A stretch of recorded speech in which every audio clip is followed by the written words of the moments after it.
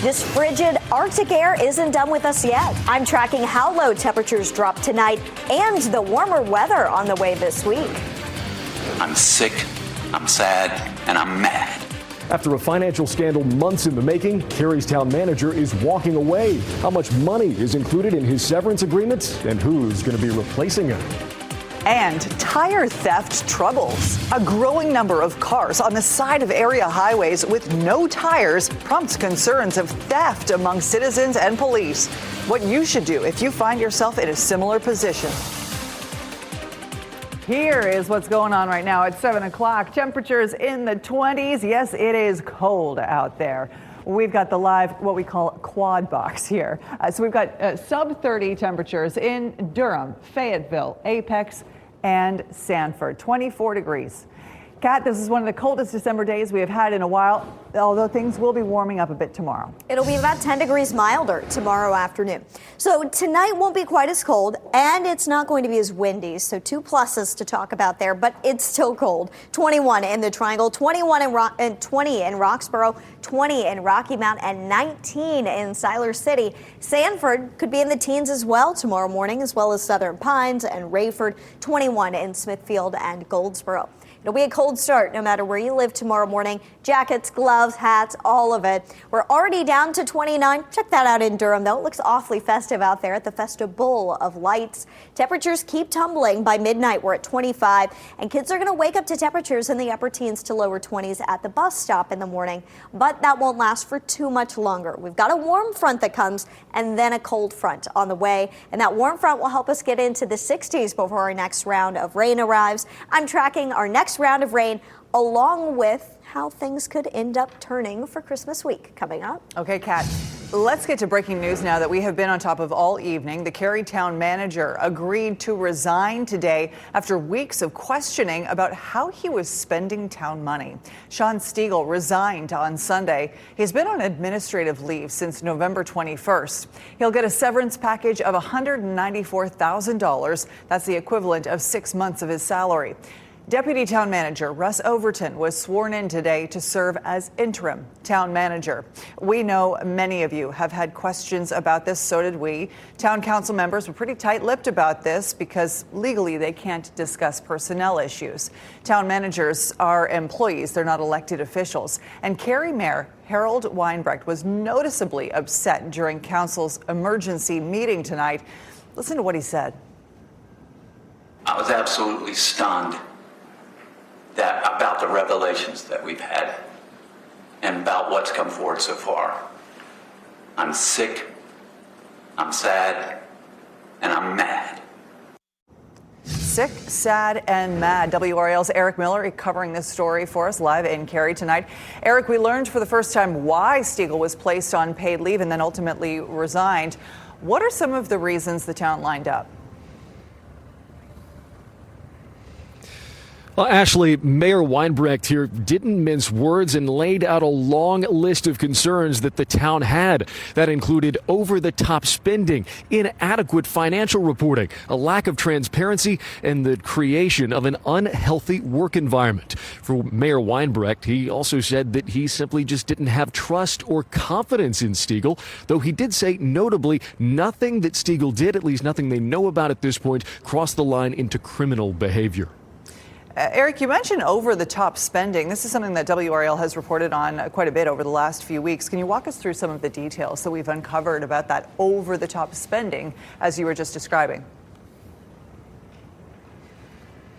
Yeah, actually, there were a number of concerns here. That includes thousands of dollars that were spent on 4-star hotel rooms, $1.3 million that was lost to fraud. That was taxpayer money, and that was never pointed out to the full council, as well as more than $1 million that was spent on a pair of land deals that also weren't reported to the full council. You got to wonder where that $1 million of lost money that for fraud was in the line items in the budget. A lot of questions still remaining there. Speaking of spending, the town is giving Stiegel $195,000 in severance pay. That's taxpayer money. Why is he walking away with this amount of money? Yeah, Ashley, we actually took that question to the mayor here. This is what he had to say. To protect the town, to protect our citizens, to protect us going forward. We needed him to sign that contract. We've got that contract right here. The mayor says essentially they needed this to keep Siegel from suing the town or potentially, in his words, from making things up about the town. So again, the protections the mayor talking about lay out right here in black and white. Okay, so we now have an interim town manager in Russ Overton. The story, of course, does not end here. What happens next? Yeah, actually, the town is also hiring a law firm that is going to be going back over what Stiegel has been doing, looking for any other signs of wrongdoing, any other issues that may arise. They're also already making changes. That includes making sure that when staff are briefing council on things that have happened or are happening, think that $1.3 million lost to fraud, that will now be reported to the full council as well as the mayor instead of just one or two individual members. Wow, it's amazing that that's even allowed to just be reported to one or two. Eric, appreciate it. Thank you. Brian? Ashley, here in the WRAL Live Center, getting some new details about breaking news out of Fuquay-Varina, a fire that damaged a building at Aviator Brewing. Take a look at this video from the WRAL Breaking News Tracker. According to the owner of Aviator Brewing, they first noticed some smoke coming out of the Morning Hangar building just before 5 o'clock this afternoon. They went over there and saw that fire in a back storage area of that building, and you can see the damage there. Pretty extensive. The owner believes it's probably a loss at this point, a total loss. They're still working to find out exactly what caused this fire.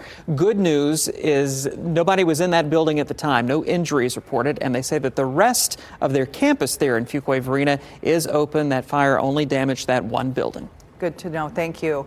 Tonight, the NC State men's soccer team has a shot at a national championship, their first in program history. WRAL's Willie Danley is live at Wake Med Soccer Park in Cary. Willie, the game against Washington just got underway. We can hear the crowds cheering. The Wolfpack have a strong home field advantage. Well, Ashley, you can probably hear it. This game is just now getting started. And right here, this is what this is all about. You can see this trophy that fans are taking a photo with. And we're talking to people out here, and they're saying that this is a really historic day. I actually made a new friend out here. His name is Cooper.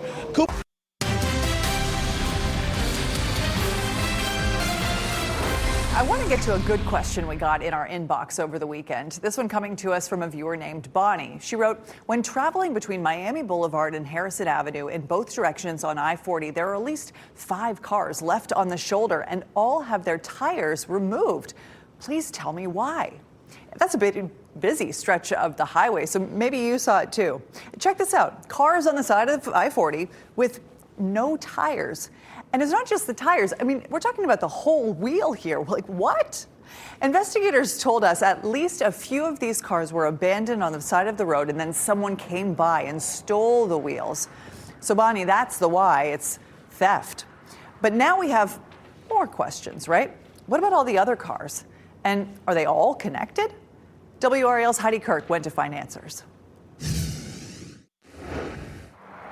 It may look like the normal string of abandoned cars along North Carolina highways, but if you look closer, you'll notice one thing is missing: the wheels. And I would have thought that I'd had enough time to make the decision I needed to make without the car being in danger. Lovey King left her car on the side of I-40 near the airport after an alternator issue.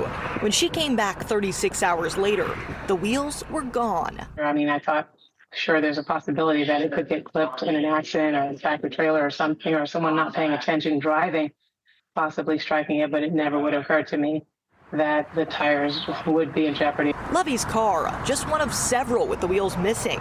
Law enforcement officials around our area are investigating multiple instances of them being stolen. So why might someone steal a wheel off a car? Well, it might seem obvious to sell it, but how much do one of these actually cost? Well, we called around and checked on Facebook Marketplace, finding that a whole set can be several $100s. People are having hard times right now, but to pour salt in the wound is kind of tough.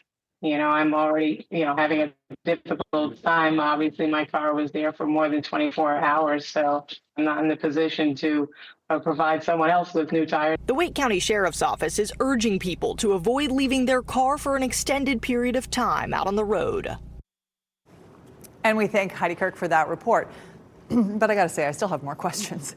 Maybe you do too. Maybe you've wondered this as well. Why are there so many cars left on the side of the road in the first place? Like, is that allowed? So we looked into this, and there is a state law against leaving cars on the side of the road. It reads, a city may, by ordinance, prohibit the abandonment of motor vehicles on the public streets and may enforce any such ordinance by removing and disposing of junked or abandoned motor vehicles. The thing is, this law has been in place for a long time, and WRAL has covered this story before, noticing a bunch of the abandoned cars, and keeps asking why it's happening. So here is a quick clip from a story we ran back in 2007. The Beltline is a possible qualifier for junkyard status. One swing around 440 and we found 11 abandoned cars. We always see a splurge of abandoned vehicles that changes season, especially from cold to hot weather. Failing belts, hoses, tires, and overheating stop a lot of cars in their tracks when the temperature rises. Some abandoned vehicles come with a story, like this Jeep on the inner Beltline near Six Forks. The owner says the engine seized up back on the 28th. He's trying to get it fixed. Raleigh police say no matter what the excuse, once they tag it, you've got 7 days to remove it yourself. After that, they'll remove it and they'll charge you for it. Okay, so that was from 2007. 18 years later, that is still the rule, 7 days. In Raleigh, Cary, Durham, drivers have 7 days to move their abandoned cars. On the interstate, it's a bit tougher. State Highway Patrol gives drivers 24 to 48 hours, but cars often stay out there a lot longer if they aren't an immediate safety hazard. Highway Patrol has said if a vehicle is completely off the roadway and is not considered a safety hazard, it will not be immediately towed. So we do thank again Bonnie for sending in that question. We want you to send us your questions and your feedback, whether it's about this story or anything you want to see on the news. We read your emails. Please send one to us, 7 p.m. at WRAL.com. Tell us what's on your mind, and we'll talk about it right here at 7 o'clock. Let's get over to Kat Campbell now. Kat, the coldest day that we have had in 3 years. Am I getting that stat right? It's the coldest morning. The coldest that we've start. Had. Yeah. Yes. I mean, it was really cold, though. 14 the low. 6 was the lowest wind chill that we had. The people that are out at the Festival of Lights tonight are brave, but it is a beautiful sight this time of year. They've got lots of hot chocolate out there. It's already in the upper 20s, so make sure that you bundle up. It may be a better night to go Wednesday. Thursday night, there could be a little bit of rain. Let's take a look at the week ahead, though, because there's a gradual climb in temperatures. 21 tomorrow morning. Better than our 14, and at least there's no wind chill, but a small step up. And then we're about 10 degrees milder tomorrow afternoon. Another nearly 10-degree jump in store for Wednesday. Thursday is when we are back in the 60s, and that's the first 60-degree day that we will have had so far this December. We usually see quite a few, so it's rare that we haven't yet. 8 a.m., 23 degrees. By noon, 43.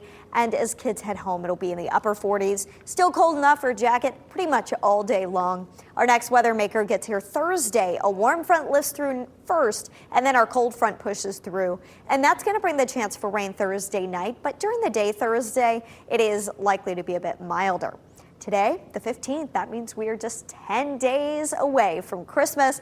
Of course, snow still in the forecast at the North Pole. Here at home, though, it does not look like a white Christmas. Above normal temperatures are in the forecast next week, December 21st through the 25th, really for a good chunk of the country. And above normal temperatures extend over into North Carolina. The Northeast, though, and New England area may see below normal temperatures, as well as a sliver of the Midwest. There's a lot more red than blue on the map. And during that same time frame, drier than normal conditions are expected here in the Carolinas, as well as the central part of the country. Perhaps wetter than normal, though, for the West Coast next week. For us, though, we are looking at the jet stream lifting to the north on Christmas, and that should bring in some milder temperatures. Something to watch, though, and the reason why I'm not putting an exact number on the screen yet for the highs on Christmas Day is we've got this dip in the jet stream, and that can allow these systems to be steered our direction, perhaps rain. So we're going to have to watch that, see if we can get any fronts that slip through. The overall pattern, though, for next week is looking warmer than normal and unlikely for a white Christmas, I should say. Your 7-day forecast, 49 tomorrow. We keep jumping up from there. Thursday, 62. The better chance for rain, that 70% chance for rain, comes Thursday night. So try to get in some time outside before the rain arrives Thursday to enjoy the milder temperatures. You got one more mild day on Sunday with highs in the 60s, which is ironically the first day of winter, Ashley. That is funny. First day of winter, 64 degrees, Kat. Thank you. Hey, we have some impressive young people in our area. A group of gymnasts from Morrisville just made top 5 in the world competing in Bulgaria. A special episode of 7 p.m. Super Kids in tonight's One Last Thing.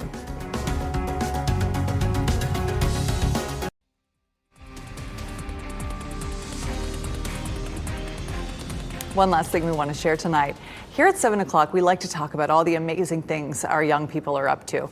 There are scientists, athletes, artists. They're our future. And in our area, the future is looking pretty bright. It's time for another episode of 7 p.m.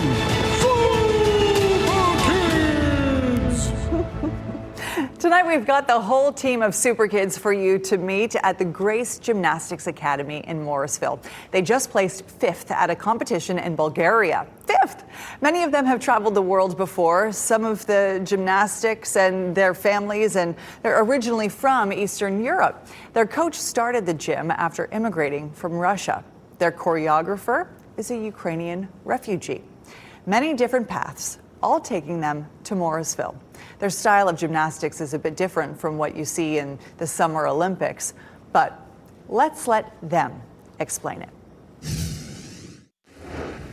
I like to describe it as a mix of rhythmic gymnastics and ballet. I've been competing here for about 4-ish years, since I was 4. I started gymnastics here at 2016. I was at a Cary festival and I saw these girls competing and I was like, Mommy, I would really love to do this. My mom had heard about gymnastics here, and because the coach is Russian, she thought that me learning Russian here would be a great way for me to do a sport and learn a language. I'm Ukrainian, so it's like similar language, so I can pretty much understand what she says. I just answer back in English. I met one of my best friends, Maya, who helped be my little Google Translate. 1, 2, 3, 4, 5, 6, 7, 8, 9, 10. That's like 5, 6, 7, 8? Yeah. Okay. Mm-hmm. These are all the medals that we have gotten at our competitions. I like the Kubka one. Yeah, I like these 3. They're all from The competition in Bulgaria that we just went to was our 2nd World Championships that we has ever been to. And what was like the most interesting thing you did, or was there like something that you learned?